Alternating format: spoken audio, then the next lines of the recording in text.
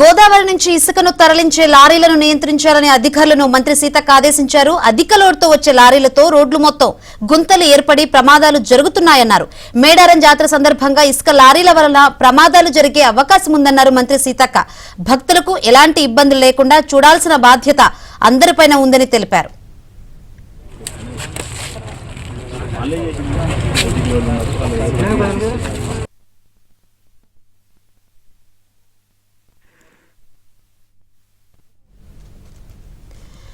Overload తో వచ్చే లారీలను అనుమతించకుండా అధికారులు చర్యలు తీసుకోవాలని మంత్రి సీతక్క ఆదేశించారు. మేడారం జాతర పనుల విషయంలో అలసత్వం వహిస్తే సహించేది లేదన్నారు. అధికారులను అయితే ఇంటికి, కాంట్రాక్టర్లు అయితే బ్లాక్ లిస్ట్ లోకి వెళ్తారని ఆమె హెచ్చరించారు.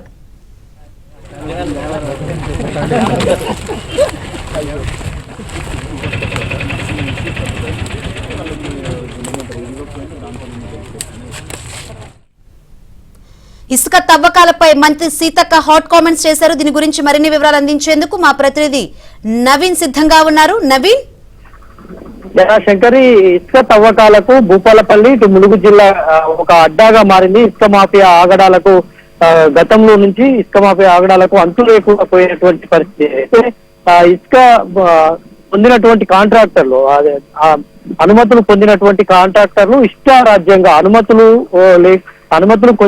కొద్ది మేర పొంది ఉంటే చాలా చోట్ల ఇసుక తవ్వకాలు, తర్వాత లారీలో లోడుకు మించినటువంటి ఇసుకను తరలిస్తున్నారు.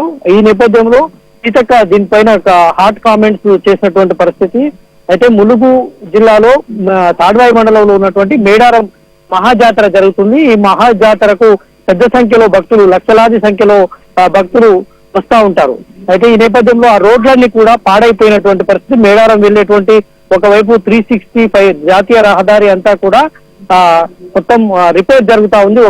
ఒక పక్క, మరో పక్క ఈ ఇసుక లారీలతో రోడ్డు అంతా కూడా ధ్వంసమైనటువంటి పరిస్థితి. ఇవాళ రోడ్లను అక్కడ పరిశీలించినటువంటి సీతక్క ఇసుక మాఫియా మీద, ఇసుక కాంట్రాక్టర్ల పైన తీవ్రంగా కామెంట్ చేశారు. గోదావరి ఇసుక తరలించేటువంటి లారీలను వెంటనే నియంత్రించాలి, అధిక లోడుతో వెళ్తున్నటువంటి లారీలను సీజ్ చేయాలని ఆమె ఆదేశించారు.